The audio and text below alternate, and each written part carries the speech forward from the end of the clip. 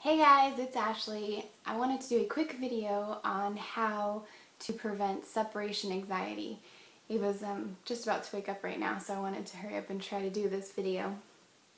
So the thing that we experienced for the first time last week, Ava was having some issues with separation anxiety. She's totally been fine before this last weekend. I went back to work and she was totally fine with it. She didn't cry or anything when I was there, when I wasn't. She's never had any issues with me dropping her off, at her grandparents' house or anything. So it was kind of weird to us when we came back. My husband and I went to San Francisco and we were just there for 2 days.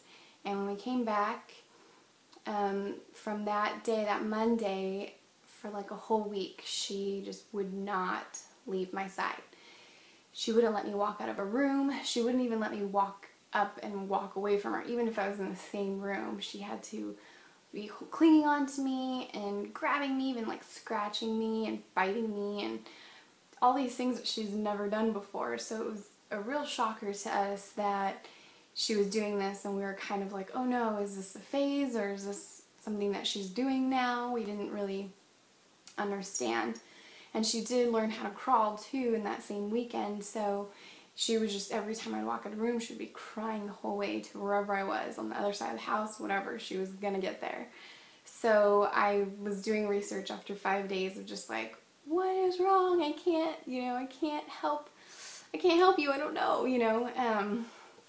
So I started looking it up, and I just didn't think of it because I think it's just never been an issue. So when I started reading into it, I ended up finding out, duh.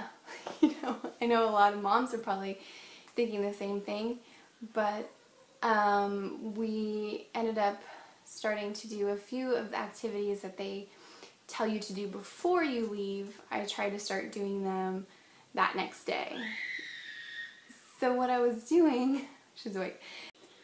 So Ava just woke up, so I thought she can be a part of this video too, since it's about her. So the first thing that I did right off the bat was I started realizing how far apart, like how I really didn't hold her a lot. In the morning, she normally gets a bottle and I put her down while I, clean up just a little bit from the night before, and then I feed her breakfast, and then we play for probably about 45 minutes, and then I put her down for her nap. And so I probably do that twice a day, so I'm really only playing with her like physically for maybe an hour and a half a day, and all the other times it's like I'll play with her, I'll sit down with her, but I'm not like cuddling her, holding her, anything like that. So it made me really sad to realize that I do consume my whole day with errands or cleaning, just things that I have to do, cooking even. So I tried to make it a point to, every hour or so I go up and I hug her and I kiss her and I'm holding her, for a few minutes, and I'm playing with her for, a few extra hours a day, because I realize that I don't do that often enough, and I need to savor these moments. And everyone always says that, but I think because I have such like a type A personality, I've always had, full-time work, full-time school, or 2 jobs, or I've just always jam-packed my schedule, that now being a stay-at-home mom, I'm just starting to realize I don't need to do that, I don't need to feel like I'm always busy, which is really hard for me to do, but it's definitely something that I want to start focusing on, being able to just hang out and not have to feel like I'm not doing anything. That's my struggle. So that was the first thing that I started doing. And then, at night I would be putting one of my one of my used t-shirts in with her, so she was sleeping on it. They did say, your smell and the comfort of you, is what they usually want and crave for. So I was putting, just a used t-shirt inside her crib with her when she would take naps or go to bed. And And then I was just kissing her and snuggling with her, and I think that I was, you know, in this habit when she was a little baby. I'd put her in the Bjorn and I would clean with her on the Bjorn, you know, and I was like, oh, we're cuddling, you know. And so now when she's super fussy, I was picking her up and I was just holding her while I was cleaning or doing something, and that doesn't mean anything to her, you know. Like, I need to actually be giving her attention and talking to her. So I was doing that. I'm definitely talking to her more throughout the day, as opposed to just, you know, having her come along for the ride but not really, you know, be engaging her in what I'm doing. And so I've definitely noticed this huge change in just her everyday, you know. She's fine. Now she's fine. She's been great. Like, she hasn't exploded or had any, you know, tantrums or anything like that for like 4 days. And so I think we've moved past that little incident of her having a hard time that we were gone.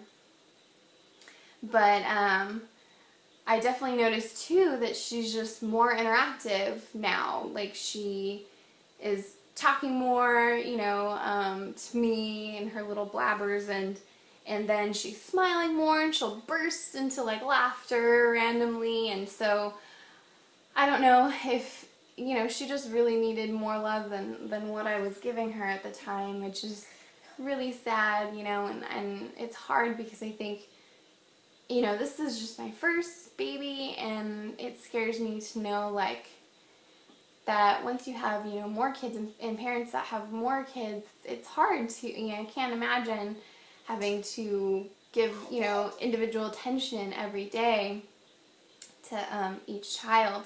So it's definitely going to be something that I'm super grateful that I found out now. So now, you know, with our future, you know, when we have more kids, that I'm more mindful of her feelings. And yeah, she's little, but she definitely needs, you know, more attention than I thought, you know. And I wasn't big into reading a bunch of books when I was pregnant. I just kind of thought, you know, yeah, you know, you take care of baby and you love her, and I was really immature, I guess. I feel really bad to even admit that, but I know a lot of moms just kind of think like, yeah, when you have a baby, you know, they're yours and you're taking care of them and you're doing everything you can, but you're not, you know, giving them your all, because we do get distracted with worldly things, you know, like being on the computer or on the phone or halfway there, you know, interacting with them. So I think that just being more mindful of holding them and really, you know, talking to them and letting them know what you're doing, you know, like just cooking and cleaning. It's so funny now, because now if she wants to help me clean, she'll pick up a towel and start, you know, pretending she's wiping something down.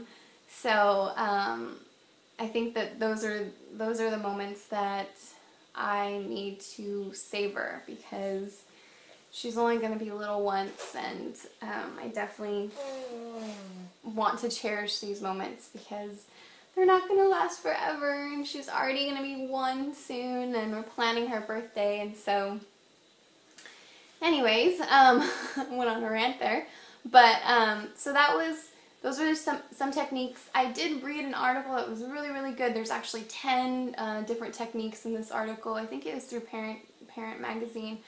I'll leave a link down below if I can find the article online. But those were just a few things.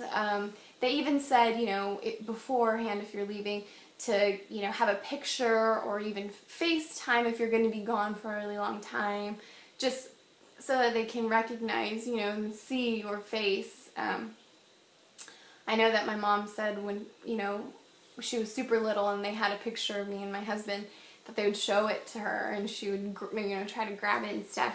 So they do know, you know, they're more aware than I think that we give them credit to be. And I think just those little things would help ease, you know, all babies are different, but would help ease the whole process of you being gone, even just for a day or two. So I hope that was helpful. If so, let me know in the comments below, and if you guys want any more little tips and videos of any other little tricks that we're trying to do to kind of... Thanks guys, talk to you soon. Say bye, Mama. Say bye.